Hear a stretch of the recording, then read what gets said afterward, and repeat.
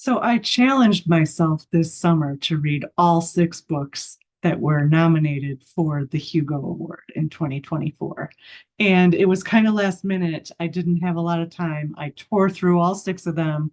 And my goal was to finish them in time to be able to think about them a little so I could choose my vote and hopefully also read at least all six short stories and from there see if I could read some of the other works in the other categories. It was a last minute decision. And then I decided I should share that journey and share my thoughts on those books. So here we go.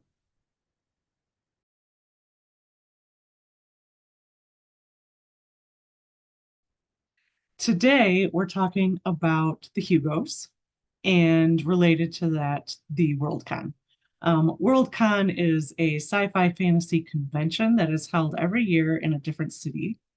And at that convention, the Hugo Awards are given out and announced. The winners are announced. If you are a member this year in 2024, and membership is a reasonable fee, you pay the fee and you actually get access to all of the materials that are nominated for the awards that have made the shortlist, the ballot. And then you can vote. And ballots are due tomorrow. So if you're voting this year, let me know down in the comments below. I'd love to hear your opinions. What was I saying? Today, no. If you are a member this year, you can vote for winners off of the ballot this year for 2024 Hugos. And then you can nominate works of art to be included on the ballot for 2025. And then you rejoin and you get to vote for the winners of the 2025 Hugos. I hope that's clear. That's a really, really quick nutshell. But what I want to say about Hugos and Worldcon is that it's a very democratic process. And I don't mean that in an American way. What we have in America is not a true democracy, and we can talk political structures another day. I don't want to talk politics, but political structures are something that's really interesting to me. And what I love about Worldcon and the Hugos is that it really is cast your vote, popular vote wins. So every year, cities can put in a bid to host Worldcon for, I think it's 2 years out, and you get to vote and choose which of those candidates will host that 2 year out Worldcon. So that's a popular vote, and you have to be a member first before you can vote. And then also the Hugos. The Hugos are a popular vote. And in some ways, you can cringe at that because we know at least what Americans are like. And some people will say, people be people, and like, we don't always make the best choices collectively. But there's something interesting in the zeitgeist of the times that shows up in the Hugos. And I think that that's really fun. And sometimes it's problematic. Like I said, we see humanity in all its forms when we give everybody a chance to vote and be heard. So the Hugos are not without controversy. In fact, last year there was some controversy because Worldcon was held in China, in Chengdu, China. And I think because of that, a lot of Chinese people joined for probably the first time. Um, Even though Worldcon and the Hugos try to be globally inclusive, they are conducted mostly in English, like the running of the show is usually it's done by volunteers, so there is turnover there. There is not a lot of long throughput in leadership. Um, but there was this huge influx of people, and it was hard to validate that all of the names that were translated into English were indeed individual people, a translation problem. Um, which is interesting given that Translation State is one of the books up for the Hugo this year, but I get ahead of myself. So there were some issues with books being declared ineligible, and we weren't sure if that was the Chinese government censoring things or the Hugo management body making that decision ahead of time, or what exactly happened. And some documentation has come out. It still seems sort of unclear.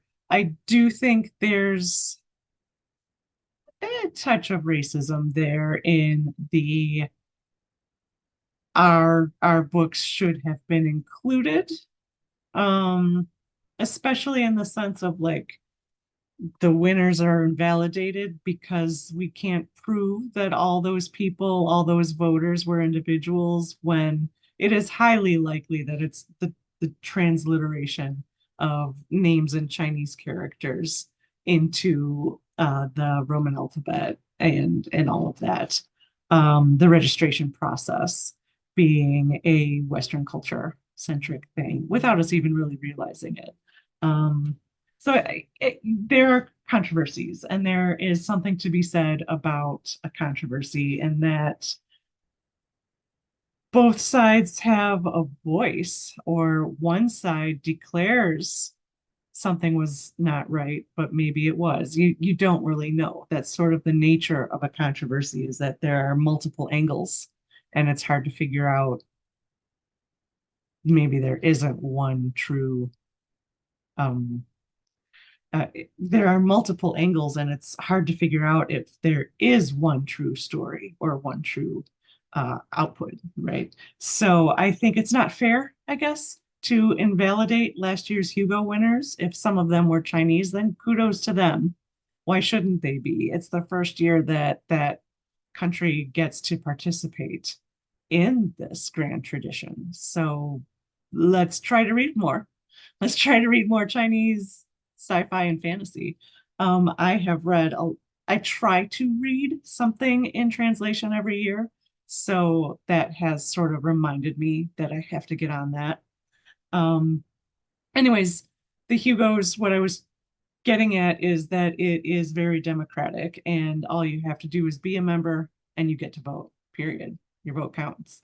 So there are some rules, but it's pretty straightforward, and I think that that's admirable, even if it does leave us vulnerable to some controversy. There have been other controversies. I'm not sure if I did last year's justice. If you want me to do a deep dive into those, again, leave a comment down below. I'll do some research and talk about that. I'm always up for sharing my opinion. This year, however, I challenged myself to read all 6 novels that were up for a Hugo, and I mean the 6 that are on the short list. So those include Translation State by Anne Leckie, um, The Adventures of Amina al-Sarafi, The Saint of Bright Doors, Some Desperate Glory, The Witch King, and Starter Villain. I did read all 6. I loved all 6. There's a reason that these are the short list, because they are all great and they are all deserving of the award. I'm actually having a hard time making my final decision. I'm not sure there's even one that I can easily eliminate. Um, I'm excited to see which one is chosen, to be honest. So I will give you a brief couple sentence summary of each book, and then I think going forward I'll do my response to each book in more depth. I don't like to call my responses reviews necessarily. As a writer, I don't want to give negative press to other writers. Writing a book is hard. Even when you've done it before, it's hard, and I don't want to rip someone. Uh, so I may talk about problems that I see or issues that I had as a reader, but I will try to give my reader response. And obviously, I have opinions, like I said in the intro, but I'm not here to rip on people. So by their very nature, these are award nominated books, and there are probably never going to be a 0-star book, a 1-star book on this list. I will review other books or talk about other books that were not on the Hugo list. And I will try to go into older books too. Just as I'm reading, I'll share my thoughts with you going forward. So in this list, let me make sure I have all the names and titles in front of me. I think I do.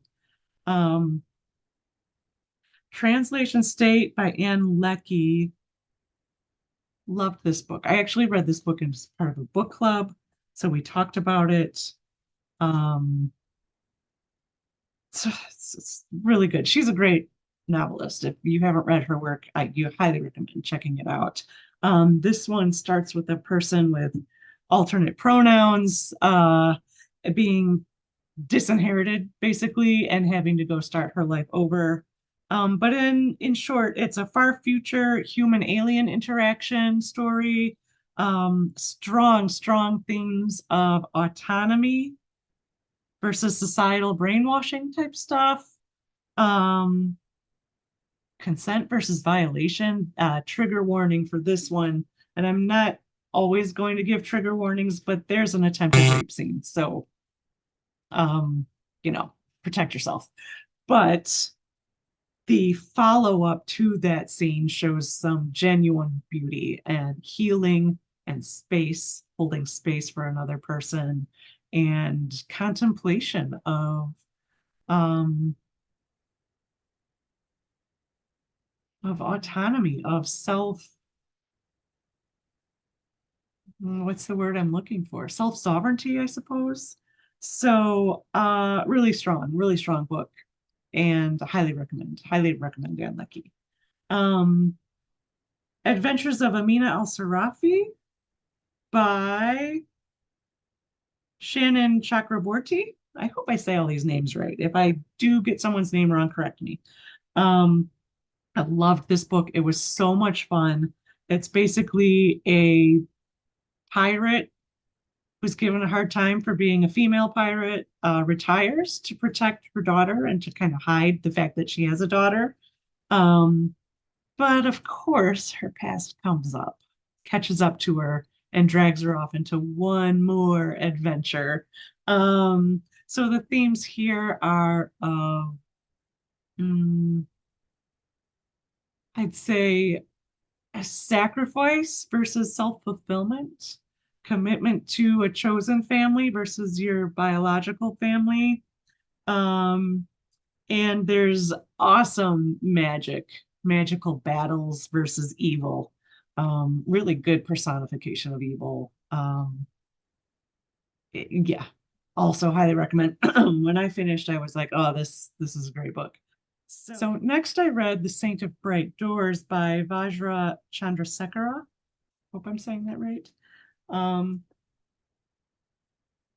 Gorgeous, just gorgeous. And it's one of those books where the plot is pulling you along. You're loving the action. You want to know what's coming next. I definitely was engrossed. And at the end, it was like, oh my gosh. Oh my gosh. There's so much here, so much depth.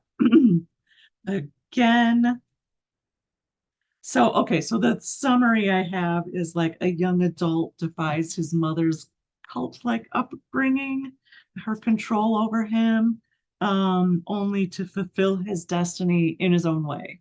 Um, Maybe I don't want to give too much away. So there's magic. I would call it fantasy. Just really beautiful self-exploration. I think you have themes of will and self-actualization. Um, Loved it. I really loved it. It was a really great book. It's hard to describe without giving too much away. But in short, there are doors that can't be opened because the supernatural, I guess, is on the other side, but they are somewhat permeable. Strange things seem to come out of them, creatures, and it's unclear how benevolent these creatures are. So it's fascinating. It's a fascinating book. And there's like political conflict and religious stuff. Like that religious political conflict of domination and control. So really interesting. Yeah, control versus self-actualization, I suppose. Next we have Emily Tesch's Some Desperate Glory. And Emily Tesch is an author I really like. I loved Silver in the Wood, I think is what it's called. Some Desperate Glory is a young woman, a teen really, is raised in a very cult-like society that is proclaimed to be the last holdout of humanity in a war against aliens. Um, Powerful aliens, like we couldn't win. Um, so this young woman has to learn to truly see the people around her and the world that she's in order to make her own decision instead of just following the beat of the cult drum. So again, we see themes of brainwashing versus autonomy, self-determination. Um, I struggled to get into this one. I'm not a big YA fan for because that snarky know-it-all teenager is hard for me. And it very much opens with that. But once I got past the point where she had a wake-up call, it was golden. Golden. Really fascinating book. Fast-paced, really good, great writing, great characterization. Really loved it. Um, the fifth book I read was The Witch King by Martha Wells. Martha Wells, famous for The Murder Bot, but she has written many, many books, including sci-fi and fantasy. This one is a straight up fantasy, kind of high fantasy, I think.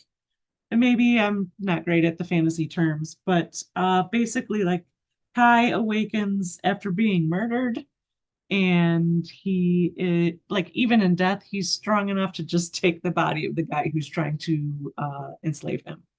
And from there, we get just a masterful setup of fantasy and the classic moves of fantasy that are like political machinations, manipulation of power. We see themes here of loyalty, found family, loyalty and trust. Can we trust in these people? Or obviously, someone betrayed him in order for this powerful witch king to be murdered. So, figuring that out, how that came to be. It's kind of that kind of mystery of the past and the present. Really beautiful. Um, and finally, the sixth novel up for a Hugo in 2024 is Starter Villain by John Scalzi. Um, Scalzi's a favorite of sci-fi fans. He's masterful at referencing pop culture. In the past, I have not appreciated his genius, you could say. This one is a guy is down on his luck and finally inherits wealth, but there are some serious strings attached, and those strings require him to think and act like a villain. But he's not. He's actually a really decent guy who will say the right thing, stand up to the wrong thing. So uh it's got themes of genuine voice, speaking up for the underprivileged. Just definitely got class awareness is a heavy theme. Um, Flesh consciousness, rights of animals, and cats as characters. I mean, you can't go wrong. So those are my quick summaries of the 6 books that are up for the 2024 Hugo Awards. Can't wait to see who wins. I gotta cast my ballot in the next day. And I hope that you find this interesting. I hope that you are interested in casting your ballot. If you don't do it this year, it's too late to join now, but if you're interested in being heard in the sci-fi fantasy community, then join up. Join up and do it next year. We'll read them all together. Thank you for joining me. Have a great evening. I'll see you again, friends.